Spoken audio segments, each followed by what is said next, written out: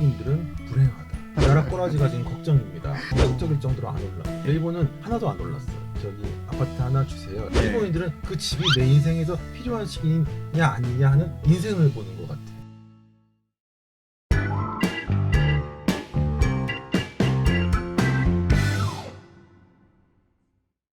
안녕하세요. 아프입니다. 이번에는 지금 네 번째 초대석이 시작되는데요. 오늘 초대석에서는 일본에서 실제 부동산을 매수하시고 지금 보유하고 계시며 지금 일본 문화에 대해서 상당히 애정을 가지고 계신 윤서인 작가님을 모시고 일본의 부동산과 우리나라의 부동산의 차이에 대해서 여러분들께 한번 설명드리고자 합니다. 안녕하세요. 네, 안녕하십니까. 아우, 너무 반갑습니다. 윤서인 작가님. 아니 근데 뭐 이렇게 스튜디오가 왜 이렇게 좋아요? 너무나도 감사합니다. 아니, 진짜 무슨 이거는 아침 방송 아침마당에 예. 이금희 같은 느낌이에요. 여기서 보면 이거 뭐 아니 스시집 같기도 하고 이거 흰옥기 아닙니까? 아 너무 좋은 스튜디오를 소유하셨네요. 아유, 과찬이십니다. 너무나도 감사하고요. 네, 감사합니다. 정말 일본에 대해서 상당히 일본 문화라든지 뭐 이런 부분에 대해서 상당히 많이 애착을 가지고 계시고 이런 부분에 대해서 사실상 저도 많은 공감을 해왔습니다. 아 너무 감사합니다. 예. 근데 뭐 그렇게 애착이 있을 뿐이지 막 전문적으로 잘 안다든가 이런 건 아닌데 예. 어쨌든 제가 경험한 선에서 그냥 제가 아는 선에서는 뭐 이것저것 말씀드릴 수 있을 것 같아서 나왔어요. 개인적으로는 사실 지금 우리나라의 이 반일 정서가 너무 이건 잘못된 방향으로 가고 그렇죠. 있다. 어마어마하죠. 그런 부분에 대해서는 제가 정말 작가님 한편으로 응원해드린 부분도 아유, 너무 있고요. 감사합니다.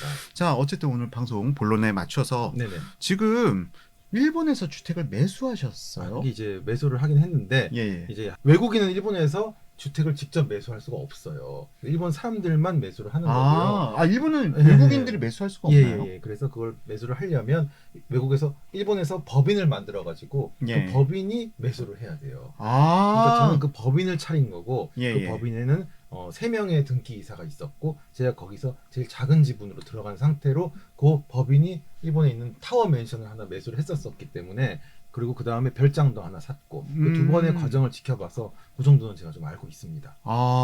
그렇게 해서 일본의 주택을 외국인이 주택을 매수할 수 없다는 건 저도 처음 알았네요. 네, 그렇게 있어요. 법인으로 해서 매수를 할 수 있는 방법이 있고 우리나라하고는 오히려 좀 다르네요. 우리나라는 지금 최근에 중국인들의 부동산 매수가 상당히 좀 뜨거운 논쟁거리를 그럼요. 낳고 뭐 대출도 있는데 다 해준다 그러고 뭐 시원하게 살 수 있다 그래가지고 나라 꼬라지가 지금 걱정입니다. 예, 좀 상당히 좀 우려스러운 부분도 네. 없잖아 있죠.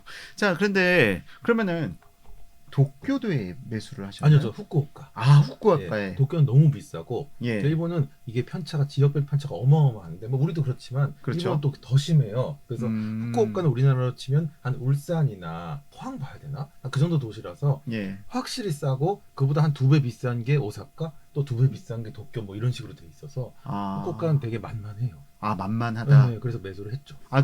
대략 금액이 저 샀을 때 그 집이 한 4억 몇천 준 것 같아요.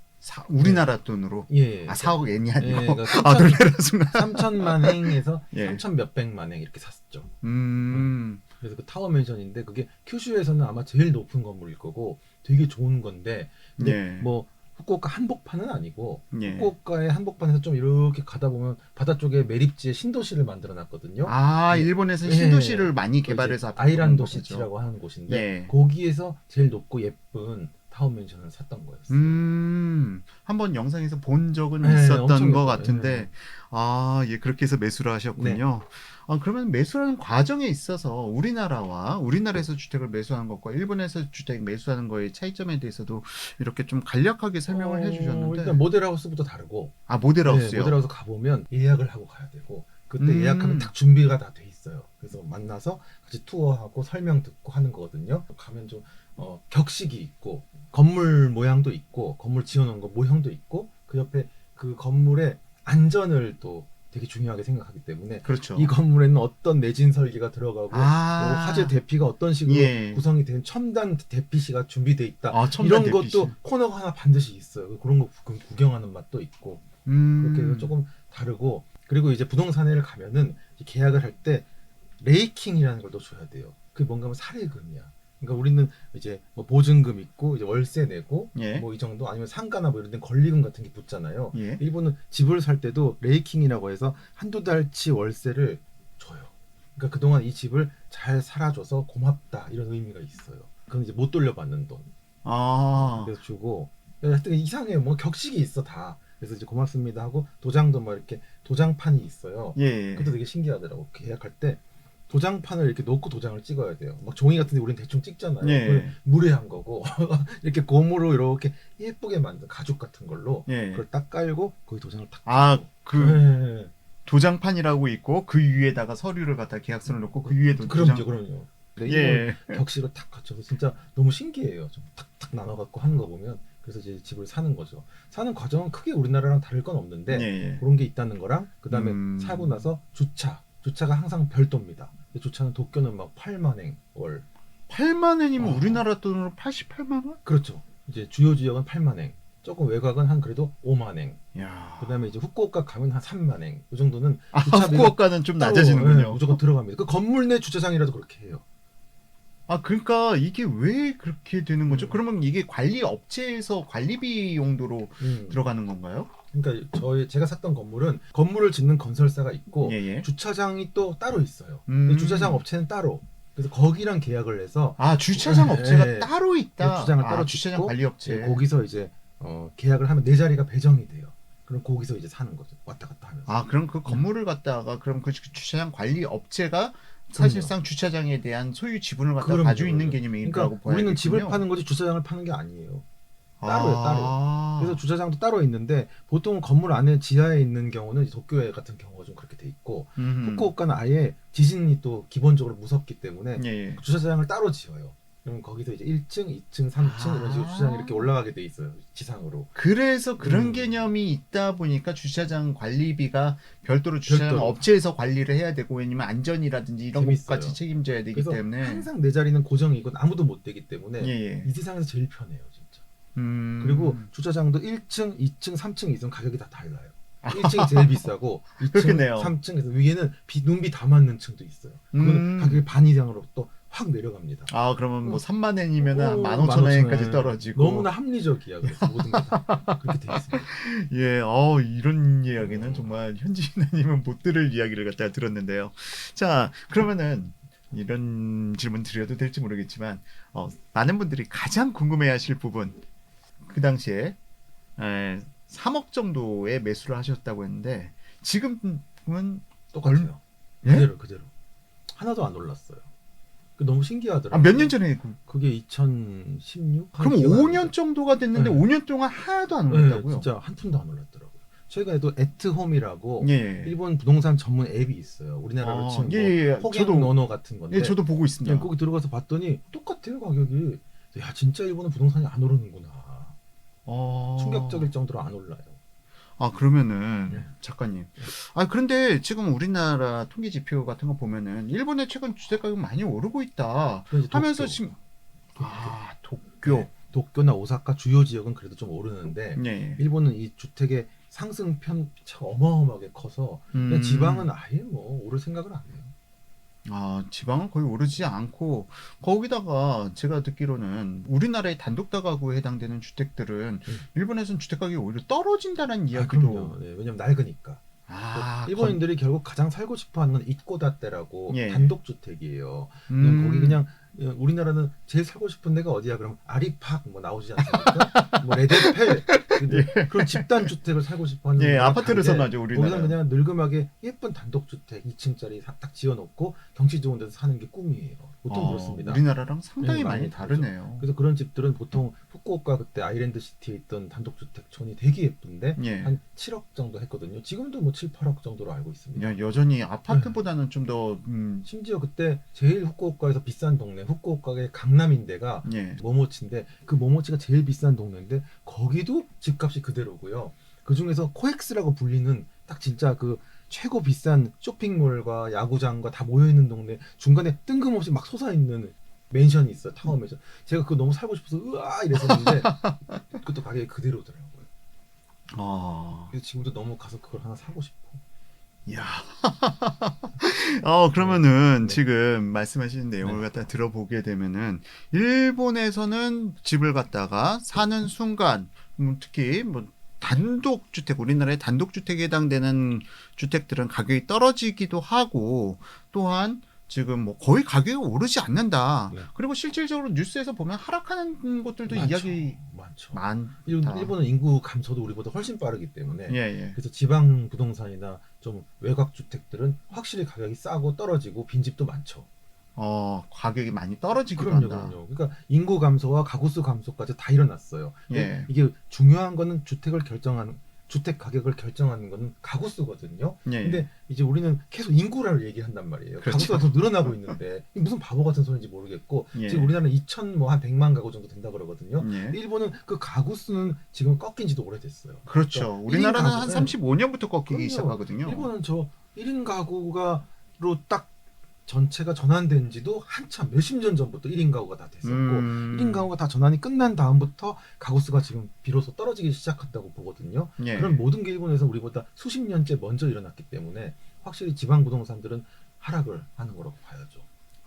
일본의 사례를 봐서 네. 작가님께서 주택을 갖다 강남에 매수를 하셨군요. 그거는 이제 우리 살아생전에는 주택 가격이 떨어지거나 인구가 줄어서 영향을 받을 일은 없기 때문에 예.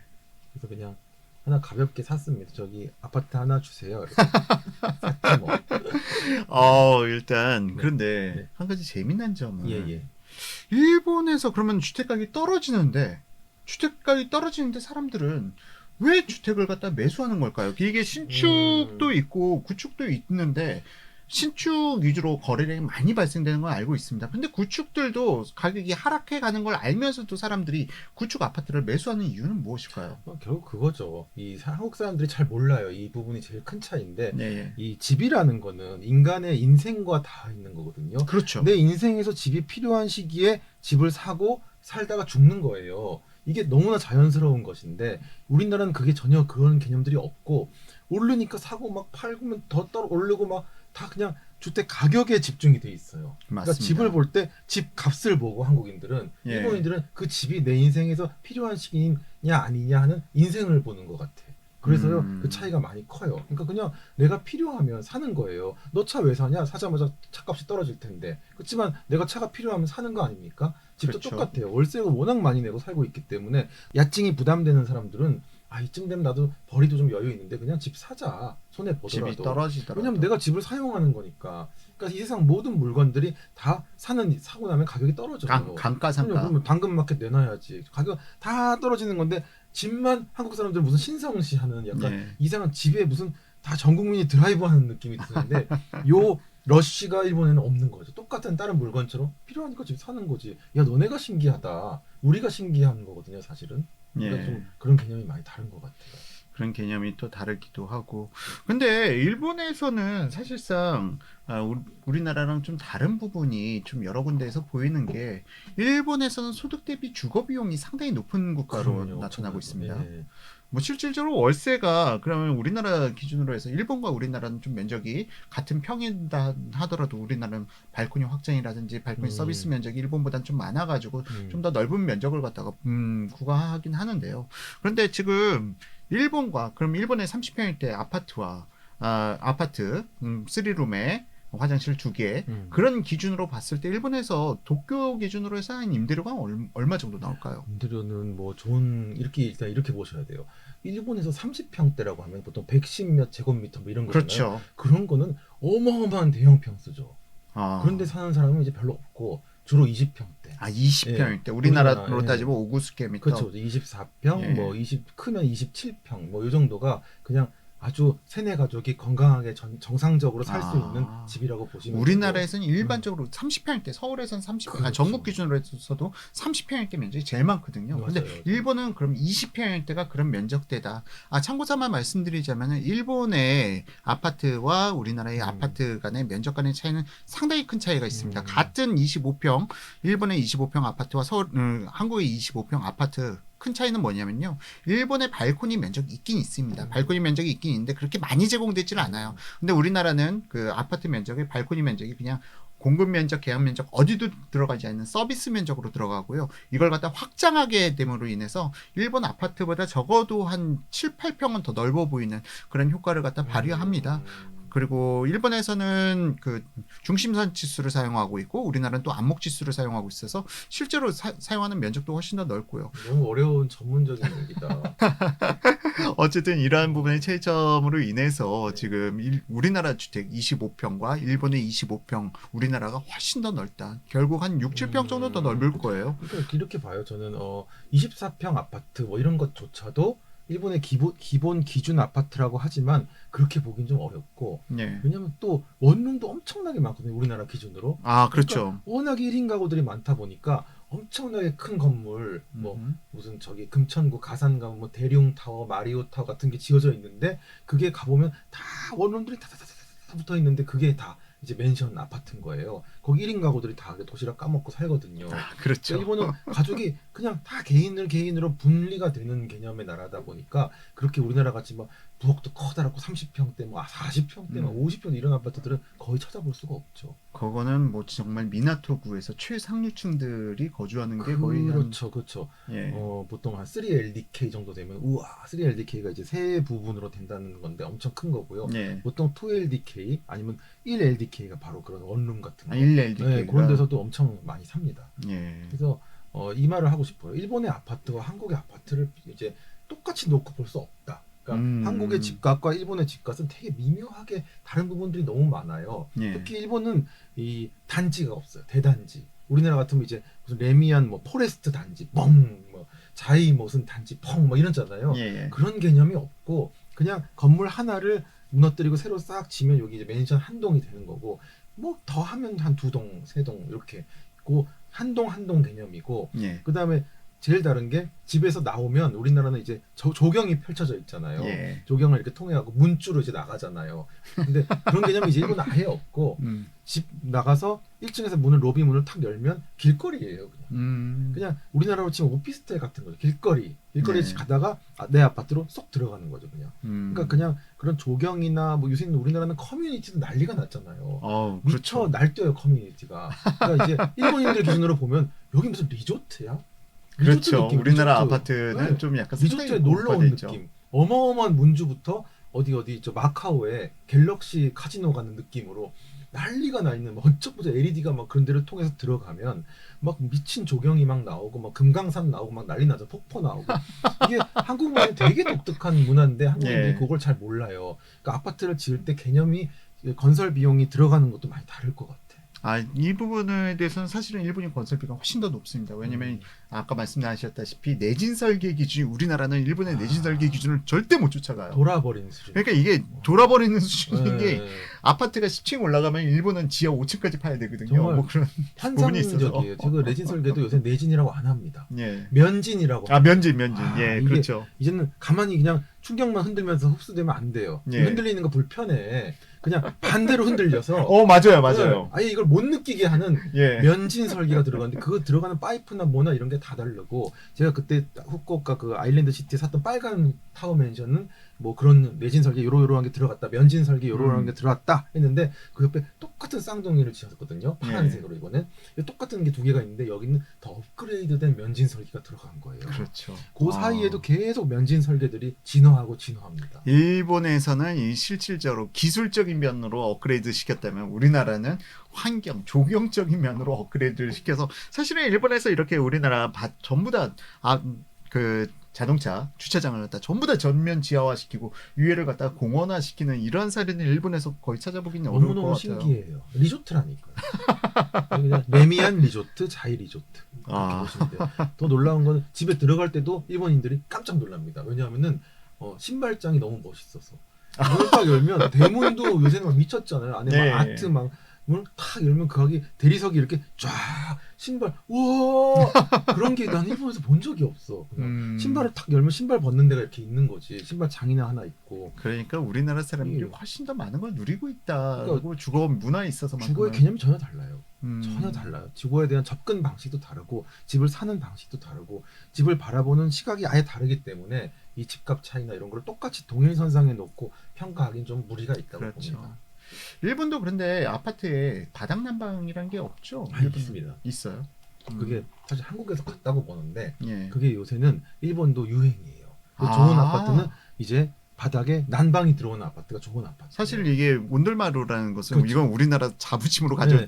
아니 국뽕방송은 아니지만 전 세계에서 온돌마루를 갖다 아파트에다가 시행한 사례는 대한민국이 최초입니다. 이거는 유일하죠. 맞습니다. 그래서 저는 그렇게 보는데 그게 우리나라의 바닥 난방 따끈따끈하게 하는 거는 가스잖아요. 네. 근데 일본은 다 전기로 돼 있습니다. 그 전기 이렇게 빨간색으로 이렇게 싹 지나가면서 바닥이 따뜻하게 되는 건데 그 시스템도 최근에 좋은 맨션들이 지어지는 데는 들어가요. 아. 근데 그것도 뭐 빵빵하게 우리처럼 들어가진 않고 거실이랑 뭐 큰 방 하나 정도 이런 식으로 들어가면 이제 분양가가 올라가죠. 그래서 그렇게 들어갑니다. 중국에서도 요즘 그 어. 시공이 우리나라에서 본따 가지고 많이 시공되더라고요. 근데 이거는 이런 지점을 또 간과해서는 안 되는 게 예. 일본은 기본적으로 따뜻해요. 음, 다 영상이에요. 그렇죠. 삿포로가 아닌 이상은 예. 어지간하면 우리보다 부산보다 더 미치고 막 진짜 따뜻하거든요. 예. 그래서 1년에 그 난방을 킬 일이 그렇게 많지 않아서 음, 생각해 보면은 우리나라 같이 막 춥고 그걸 반드시 없으면 못 사는 개념은 아닙니다. 그렇죠. 네. 이게 아파트라는 것도 그 전 세계적으로 추세를 보게 되면은 북쪽으로 많이 있는 나라들일수록 아파트 비율이 높아지고요. 그리고 남쪽으로 갈수록 아파트 비율이 낮아지는 추세도 확실히 보여주고 아, 있습니다. 그렇구나. 진짜 이러한 너무 부분들이 멋있어. 또 문화적인 차이가 있다는 부분도 첨언으로 말씀드리고요. 자, 어쨌든 지금 사실상 그 우리나라 주택시장 일본인 분들이 우리나라에 오면은 가장 부러워하는 게 야, 정말 한국은 주거비가 저렴하다라는 이야기를 많이 하거든요. 일본은 대략적으로 우리나라보다 어느 정도가 더 비싸다고 봐야 될까요? 이렇게 보시면 돼요. 그냥 혼자 외롭게 젊은 사람이 직장 다니면서 도쿄 중심구 예. 살면서 직주 근처 가깝게 원룸을 하나 구해서 산다. 예. 이러면은 그 사람도 최소 150, 160은 들어갑니다. 조그만 원룸 이렇게 팔 뻗으면 양쪽에 닿는 거 그게 이제 150. 아, 우리나라로 네. 따지면 거의 고시원에 해당되는 고시원보다 수준? 좀 커요. 고시원보다 좀 크고 원룸 우리나라 그냥 혼자 그냥 2명 오면 약간 좁은 듯 혼자 자기는 좀 괜찮고 침대 하나 책상 하나 놓고 사는 그런 원룸이 보통 한 그래도 100만 원 이상 다 들어가고 100만 원 이상 거기서 들어가고. 조금 한 칸 정도 더 있다 그러면 아주 작은 칸이 더 있어도 150, 200씩도 막 가니까 하여튼 그렇게 들어가는데 쉽지 않아요. 그러니까 월급을 보통 한 4, 500을 받으면 150은 주거비로 나가는 거죠. 그러다 관리사무소 관리비 내야지 또 무슨 비 또 있거든요. 그러니까 2번 내고 나면 남는 것도 없어요. 그러면 일반적으로 우리는 아까 말씀하셨던 20평형대 아파트, 우리나라로 따지면 20평형대 아파트 그 정도면 일본에서는 월세가 그럼 한 250에서 300 정도. 뭐 좋은 동네는 뭐 500도 가고 그 20평형대 아파트 그럼요. 월세가? 그냥 4, 500 갑니다. 20평형대 아파트 월세가요? 24평이 제가 10년 전에 400은 넘었었는데 뭐 지금은 500도 넘겠죠. 10년 전에 400을 네. 넘었었다. 그러니까 방 3개에 화장실 그렇죠. 하나에 40만행, 50만행은 우습게 넘어갑니다. 40만 원, 50만 원 네. 정도. 그 정도.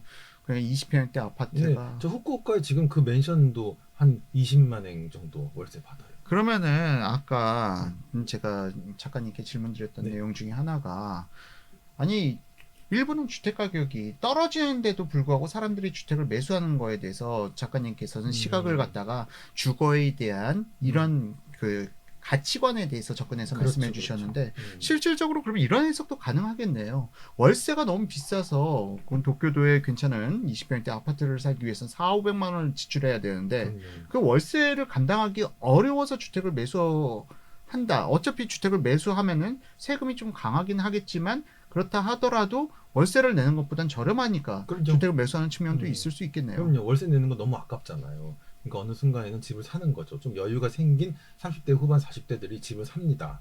집을 대출을 해줘요. 예. 대출을 빵빵하게 해줘요. 거의 뭐 8, 90%, 뭐 100%도 해주니까 예. 어마어마한 대출을 해주고 심지어 토지 소유권이 없는 상태에서 이 건물 소유권만 있는 집도 있거든요. 그런 집이 싸요 또.